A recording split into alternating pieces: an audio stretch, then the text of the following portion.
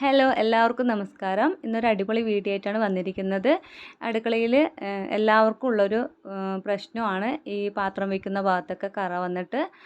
അപ്പോൾ അതിനൊരു സൊല്യൂഷനായിട്ടാണ് ഇന്ന് വന്നിരിക്കുന്നത്. ഇത് നമ്മുടെ ടൈലൊക്കെ വിൽക്കുന്ന ഷോപ്പിൽ നിന്നും കിട്ടുന്നതാണ്. ക്ലെൻസ എന്നാണ് ഈ ഒരു എന്താണ് ലിക്വിഡിൻ്റെ പേര്. 196 രൂപയാണ്. ഇതെനിക്ക് 150 രൂപയ്ക്കാണ് അവിടെ നിന്നും കിട്ടിയത്. ഇതൊരു ഉപയോഗിക്കാത്ത ഒരു പ്ലാസ്റ്റിക്കിൻ്റെ പാത്രത്തിലേക്ക്, ഏത് പാത്രമായാലും കുഴപ്പമില്ല, അതിലേക്ക് ഈ ലിക്വിഡും വെള്ളവും രണ്ടും ഒരുപോലെ ഒരേ അളവിൽ തന്നെ ഒഴിച്ചു കൊടുക്കുക. എന്നിട്ട് നമ്മുടെ ഈ കറിയുള്ള ഭാഗത്തേക്ക് ഇതൊന്ന് ഒഴിച്ചു കൊടുക്കുക. ഒഴിച്ചു കൊടുത്തിട്ട് ഒരു 15 മിനിറ്റോളം ഒന്ന് വെയിറ്റ് ചെയ്യണം. ആ ടൈമിൽ ഇത് ഒഴിച്ചു കൊടുത്തതും ഇത് എല്ലാ ഭാഗത്തേക്കും നമ്മളൊരു ബ്രഷ് വെച്ചിട്ട്, ഉപയോഗിക്കാത്ത ഒരു ബ്രഷ് വെച്ചിട്ട് എല്ലാ ഭാഗത്തേക്കും ഒന്ന് സ്പ്രെഡ് ചെയ്ത് കൊടുക്കുക. നിങ്ങൾക്ക് ഇപ്പം തന്നെ മാറ്റം അറിയുന്നുണ്ട്. അത് ഒഴിച്ച സമയത്ത് തന്നെ ചെറുതായിട്ടുള്ള കറിയുള്ള ഭാഗങ്ങളിലൊക്കെ ആ ടൈമിൽ തന്നെ പോയിട്ടുണ്ട്.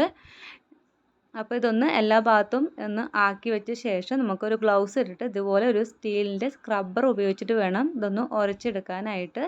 അപ്പോഴാണ് ഇത് വേഗം പോകുന്നത്. അതുപോലെ ഒരു പ്രത്യേക കാര്യം പറയാനുള്ളത്, ഇത് ഗ്രാനൈറ്റിൻ്റെ മുകളിലാണ് ഞാൻ ഈ ലിക്വിഡ് ഉപയോഗിക്കുന്നത്. നിങ്ങൾ ടൈലാണെന്നുണ്ടെങ്കിൽ ശ്രദ്ധിച്ച് വേണം ചെയ്യാനായിട്ട്.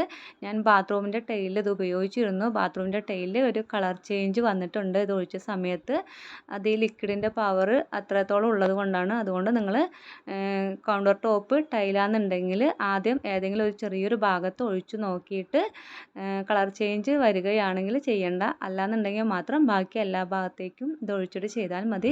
ഇല്ലെങ്കിൽ വെള്ളത്തിൻ്റെ അളവ് കൂട്ടിയിട്ട് ഒന്ന് ട്രൈ ചെയ്ത് നോക്കാവുന്നതാണ്.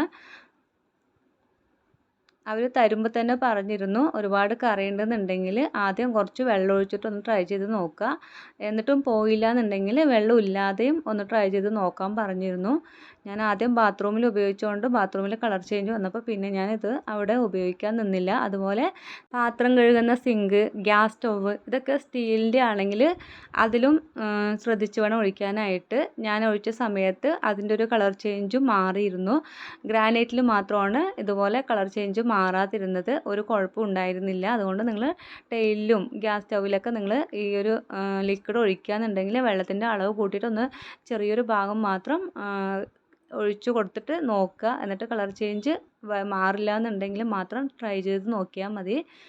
പിന്നെ ഇത് ഒരു കെമിക്കലിൻ്റെ ഒരു ഐറ്റം ആയതുകൊണ്ട് നിങ്ങളതൊന്ന് വാഷ് ചെയ്ത ശേഷം വീണ്ടും ഒരു പാത്രം കഴുകുന്ന ലിക്വിഡോ അല്ല എന്നുണ്ടെങ്കിൽ ഡെറ്റോളോ അല്ലെങ്കിൽ നാരങ്ങ പിഴിഞ്ഞത് എന്തെങ്കിലും ഒന്ന് സൊല്യൂഷൻ ഒഴിച്ചിട്ട് ഇതൊന്നുകൂടി ക്ലീൻ ചെയ്തെടുക്കുക. നമ്മളിന്നിവിടെ പാത്രങ്ങളൊക്കെ വെക്കുന്നതല്ലേ, അതുകൊണ്ട് ഇതുപോലെ ഒന്ന് ക്ലീൻ ചെയ്തെടുക്കുന്നുണ്ട്.